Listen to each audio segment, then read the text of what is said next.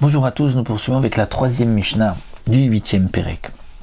Nous avons vu dans la Mishnah précédente l'interdiction de faire labourer deux bêtes qui ne sont pas de la même espèce, puisqu'il y a une interdiction de kilaim, qu'on apprend du pasuk Lotachosh veshor bechamor yartav. Il est interdit de faire labourer un taureau et un âne en même temps.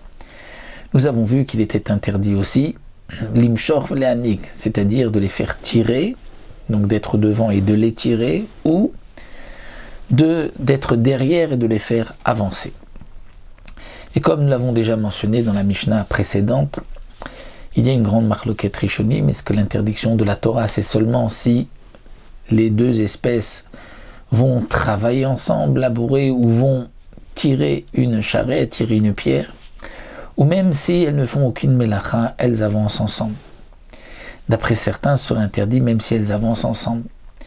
D'après d'autres encore, il faudra qu'elles soient attachées, même si elles marchent ensemble, mais lorsqu'elles sont attachées. Et d'autres rishonim pensent que si elles marchent ensemble, les deux bêtes, même si elles ne sont pas attachées, mais si elles ne tirent rien, il y a aussi une interdiction de la Torah lorsqu'elles marchent en même temps, et que c'est nous qui les faisons marcher en même temps, c'est aussi un issour de kilaim.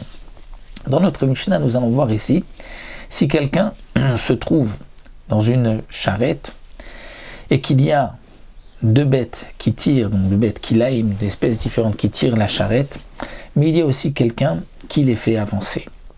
Eh bien, Amanig sofek et tarbaim, vayoshev bekaron sofek tarbaim. La Mishnah nous dit celui qui les fait avancer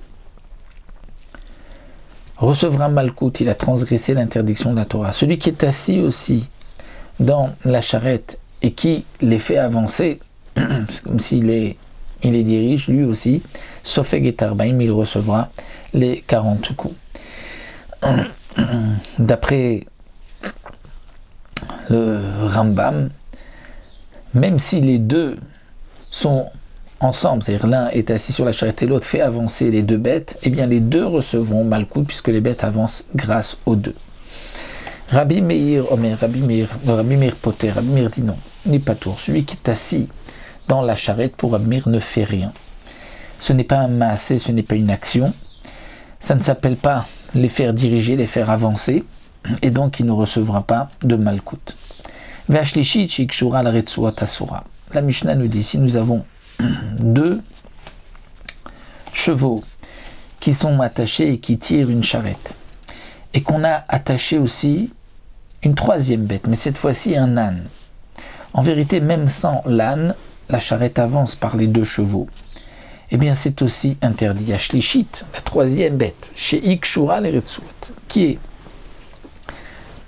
attachée, la Retsuot, une ficelle qui tire cette charrette, Asura est aussi interdit, même si, comme nous l'avons vu de toutes les manières, la charrette avançait sans cette troisième bête, mais il y a là aussi une interdiction de kilaim.